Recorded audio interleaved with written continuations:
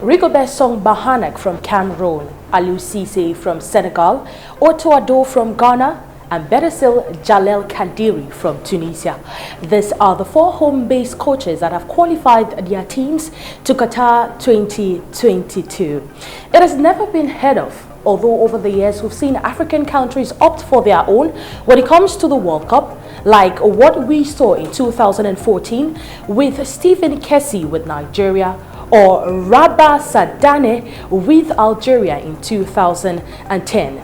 But it's a whole new thing to see 4 out of the 5 representatives use home-based coaches. Well, World Cup history tells us that all 8 countries who have lifted this coveted trophy use their very own as coach. We've seen that with Brazil, we've seen that with Uruguay in 1930, where they opted for Alberto Supisi in their very first, the inaugural World Cup, and Alberto Supisi brought it back home to them. Or even with Victorio Sopo, that did so with Brazil 2 consecutive times, Victorio Pozzo. And now when I look at this World Cup history, all I can say is maybe this is just the right time for African managers to get home that golden trophy to not only the continent but to their various teams. But before we talk about the possibility of these coaches that will be representing us in Qatar come November 21 to December 18, let's get to know about the stars. Starting with Rigobert from Cameroon, this defender extraordinaire, ex-defender by the way, because he played with the national team and even captained this team. He's the most capped player for the indomitable Lions. Rigobert is a 2 times African Cup of Nations champion, a 4 times World Cup participant.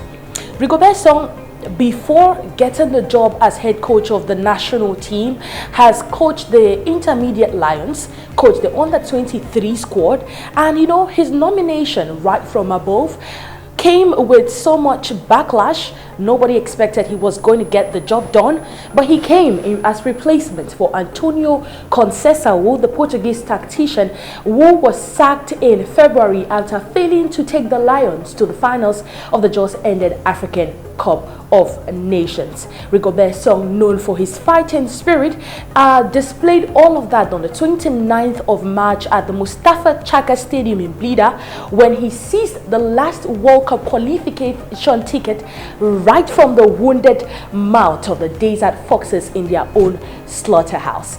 And we might be seeing more of him come in Qatar this November. Now let's talk about the second man on the list, that is OTTO ADDO. He is a Ghanaian player who played for Ghana in 1999 right up to 2006. He represented them in the 2000 African Cup of Nations as well as in the 2006 World Cup. He has 15 caps for the Ghanaian squad and has scored over 2 goals. Right now, he is a talent scout for the Borussia Dortmund. That was an ex-club where he played for.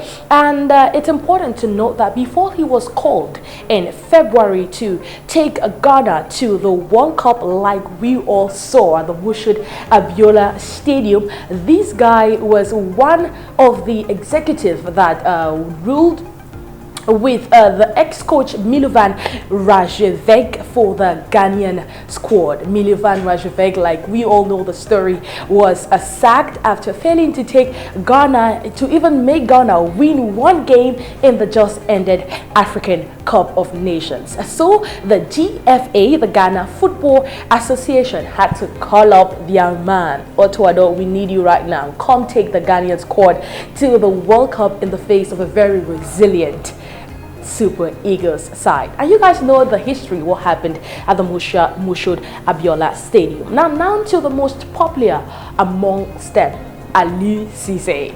ALIOU CISSE was appointed coach of the Teranga Lions in 2015, and before that, ALIOU CISSE had been involved with the under-23 Senegalese squad. Aliou Cisse, like you all know, when he took the helm of affairs in the Senegalese side, he took them to their second World Cup in 2018. He took them to their second African Cup of Nations finals in 2019, and he finally won the Teranga Lions' first ever trophy in 2021. That was played in 2022 in Cameroon. So he is the man of the moment. And now to the last but not the least African coach that is coaching one of our African representatives is Jalel Kadri from Tunisia. His own story is quite different.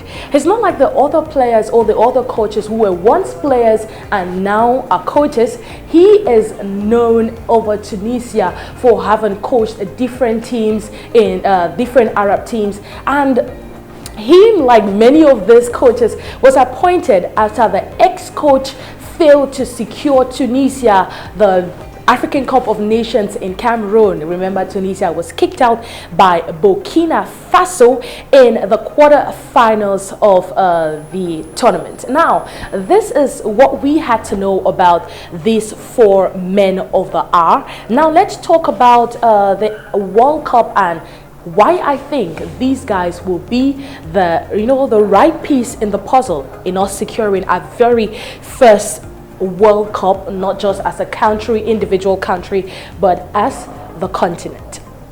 Let's go back to books. Like I mentioned, if you've been following me, it says that everyone that has won the World Cup did so with their very own countrymen at the helm of affairs in their national team.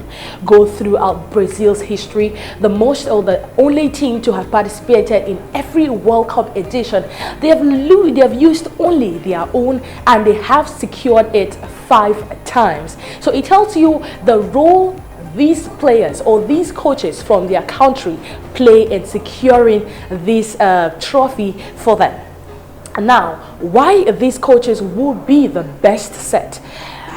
These coaches know and are very versed with the system in their various countries. Rigobert's song is versed with the system, in fact, everything going on in the system, football system in Cameroon, and Shaw knows what is needed for these players to do the best or bring out their best from these players. He's versed with how the government works, he's versed with how the fans react, he's versed with every good and bad that has to do with football, and so obviously it makes him the right person to execute this job. And now, dealing with this as an African, dealing with this as someone from the country, you know the expectations every fan has.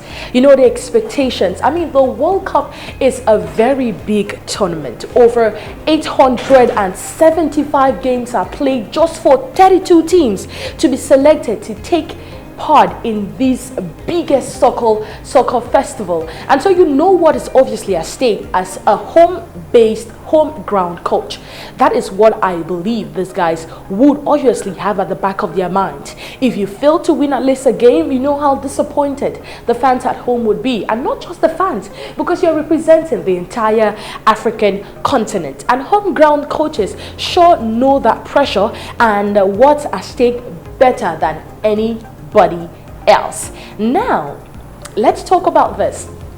Throughout the World Cup tournaments, we've seen 7 Africans, by the way, 7 African home ground coaches do it for their teams. And throughout history, we've seen that they have not been the best of forms. We've seen Keshi could not take Nigeria past the group stage in 2014, and Apia could not take Ghana in their own time. And well, they don't really have the greatest of records, but these coaches sure will get the job done if the right system is put in place. That is where the government and the different footballing bodies in the different nations come in place. Put the right team that will coach these players, coach this coach. Put the right advisors that would empower and give these coaches the right opinion. Well, this is just a part 1 of this discussion, and we will be coming back with part 2 with more experts on this matter as well as fan reactions. But do make sure you stay with us, stick around, and always tell us what you think about this topic. Are African coaches going to be the Moses that will take us out of the promise, out to the promised land, out of Egypt's bondage? And that is the quarterfinals that has been reached by Cameroon in 1990, by Senegal in 2002, and by Ghana in 2010. Well, we'll see what happens, but hopefully they will surely write history in Qatar come November 2022.